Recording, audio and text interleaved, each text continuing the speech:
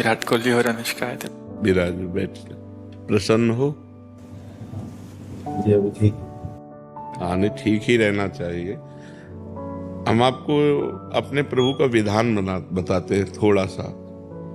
जब प्रभु किसी पर कृपा करते हैं, ये वैभव मिलना कृपा नहीं है, ये पुण्य है। पुण्य से एक घोर पापी को भी बहुत देखो, पाप करके भी उनका कोई पुण्य है जिससे वो सुकृत पूर्व के सुकृतवश चल रहे हैं, नया पाप है। ये वैभव बढ़ना या यश बढ़ना ये भगवान की कृपा नहीं मानी जाती। भगवान की कृपा मानी जाती है अंदर का चिंतन बदलना, जिससे आपके अनंत जन्मों के संस्कार भस्म होकर और अगला जो है वो बड़ा उत्तम होगा। अंदर के चिंतन से होता, बाहर से कुछ नहीं होता। मात्र अंदर का चिंतन। अच्छा, अंदर का चिंतन हम लोगों का स्वभाव बन गया बहिर्मुखी। बहिर्मुखी मतलब बाहर यश, कीर्ति, लाभ, विजय, इससे हमको सुख मिलता है। अंदर से कोई मतलब नहीं रखता कोई विरला ही अंदर से। अब क्या होता है, भगवान जब कृपा करते हैं तो संत समागम देते हैं, फिर दूसरी जब कृपा होती तो विपरीतता देते हैं, और फिर अंदर से एक रास्ता देते हैं। ये मेरा रास्ता है, ये परम शांति का रास्ता है, ये शांति का रास्ता नहीं। भगवान वो रास्ता देते और जीव को अपने पास बुला लेते हैं। बिना प्रतिकूलता के संसार का राग नष्ट नहीं होता। किसी को भी वैराग्य होता है तो संसार की प्रतिकूलता देखकर वैराग्य होता है। सब कुछ हमारे अनुकूल है तो हम आनंदित होकर उसका भोग करते हैं। जब हमारे ऊपर प्रतिकूलता आती है तब ठेस पहुंचती है कि इतना झूठा संसार, तो अंदर से भगवान रास्ता देते हैं। ये सही है। भगवान बिना प्रतिकूलता के इस संसार को छुड़ाने का कोई भी औषधि नहीं रखी। आज तक जितने बड़े महापुरुष हुए हैं, जिनका जीवन बदला है, उनको प्रतिकूलता का दर्शन करके बदला है। तो कभी प्रतिकूलता आए तो उस समय आनंदित हो कि मेरे ऊपर अब भगवान की कृपा हो रही है, कि मुझे सतमार्ग में चलने की प्रेरणा मिल रही है। अगर सतमार्ग छूटा हो, ये सब तो एक सेकंड के लिए आप विचार कीजिए। अब अपना सुधार कर लो, अपने जीवन को सत्य में ले आओ, तो अगला जो होगा वो बहुत जोर का होगा। चाहे जन्म हो तो श्रीवान, कुलवान, धनवान, वैभव संपन्न ऐसे, और भक्ति की अनुकूलता।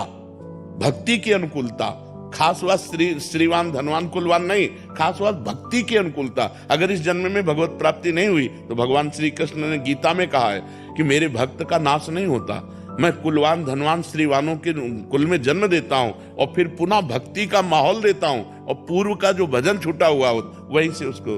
अब बिल्कुल ऐसे ही रहो जैसे रह रहे हो, बिल्कुल संसारिक बन करके रहो, लेकिन अंदर का चिंतन आपका बदल जाए। अंदर के चिंतन में आपकी यश की भावना न रह जाए। अंदर के चिंतन में आपको धन बढ़ाने की भावना न रह जाए।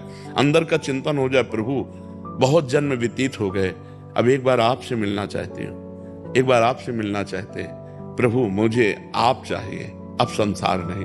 तो बात बन जाएगी, तो बात बन जाएगी। तो इसलिए हम अपने जीवन का अनुभव बताते हैं। सांख्य योग और अष्टांग योग और कर्म योग और भक्ति योग, चारों योगों में प्रवेश रहा है। पहले हम सन्यासी रहे 20 वर्ष सन्यासी रहे काशी विश्वनाथ जी। तो हम सांख्य योग, अष्टांग योग, जो अष्टांग योग है ना, अष्टांग योग, कर्म योग, इन तीनों को अच्छी प्रकार जान करके और फिर भक्ति योग में आए हैं। स्वयं भगवान शंकर से बढ़कर कोई ज्ञानी तो नहीं ना, सनकादि से बढ़कर कोई ज्ञानी नहीं। वो हरिशरणम हरिशरणम सनकादि हर समय जपते रहते हैं। भगवान शिव राम राम राम राम राम राम जपते रहते हैं। हम वृंदावनवासी प्रिया प्रीतम के उपासी, तो जो राम में राह है वही राह है, और जो धा है ये रस देने वाली वस्तु है। तो हम राधा राधा राधा राधा, मतलब आप ये समझो कि हमारी इतनी तार्किक बुद्धि रही, हमारी श्रद्धालु बुद्धि नहीं रही। सन्यासी की जो बुद्धि होती है वो तर्क प्रधान होती, कसौटी पर कसने पर। तो हम केवल भावुकता में राधा राधा का प्रचार नहीं कह रहे कि हमने सुना और ऐसे ग्रंथों में पढ़ा और ऐसे कह रहे, स्वयं स्वाद लेके कह रहे और विश्वास के साथ कह रहे कि यदि आप राधा राधा जपते हो तो इसी जन्म में भगवत प्राप्ति हो जाएगी, इसी जन्म में। जैसे किसी से कहा जाए कि तुम सत्य बोलो, मंदिर में चढ़ के बोलो, तो हम मंदिर में नहीं, हम वृंदावन में बैठे हैं। करोड़ों मंदिर इसकी समानता नहीं कर सकते। भगवान का परम धाम है, अगर राधा राधा नाम चल रहा है तो इसी जन्म में भगवत प्राप्ति हो जाएगी। हमारी आखिरी श्वास यदि राधा, तो मुझे श्री जी की प्राप्ति, भगवान की प्राप्ति हो जाएगी। इसमें कोई संशय नहीं और किसी साधनों की कोई आवश्यकता नहीं। आप केवल अंदर ही अंदर चलाइए और लिखिए। देखो, हम जो कह रहे हैं उसको समझो। बहुत अधिक नाम जपने की हमें चेष्टा नहीं करनी, कम संख्या हो लेकिन मन लगा करके हो। जैसे हम, अब देखो, आप लिखो राधा, अपने दिमाग में लिखो, खुले नेत्रों लिखो या बाहर बाहर देखो, दिखाई दे रहा है राधा लिखा हुआ, वही कान में सुनो राधा, वही अंदर उठाओ राधा। ये तीनों का एकाकार हो जाए तो ये करोड़ों नाम जप के बराबर है। देखो, जैसे हम बोला राधा, ऐसे हम 1000 राधा नाम बोले तो हम बोला राधा, ये उपांशु है, इसे उपांशु कहते हैं। राधा राधा राधा राधा 1000 बार, ये उपांशु हुआ। अब ये ऐसे उपांशु हम 10,000 बार जप करें, अंदर देखते हुए बोले राधा, उपांशु 10,000 बार नाम जप करने का फल एक बार मानसिक में है। इतना बड़ा फल है ये। ऐसे राधा राधा राधा चल रहा है, नेत्रों से हम उसे देख रहे हैं, कानों से उसे सुन रहे हैं। आप देखना कि अगर मन भगेगा तो आप लिख नहीं पाओगे राधा नाम, अगर लिख रहे हो तो मन भगेगा नहीं।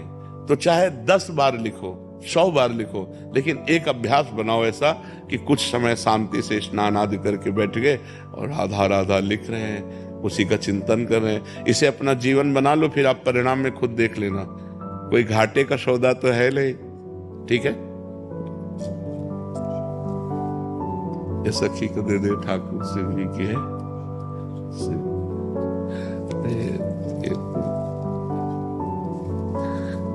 खूब आनंदित रहो, नाम जप करते रहो।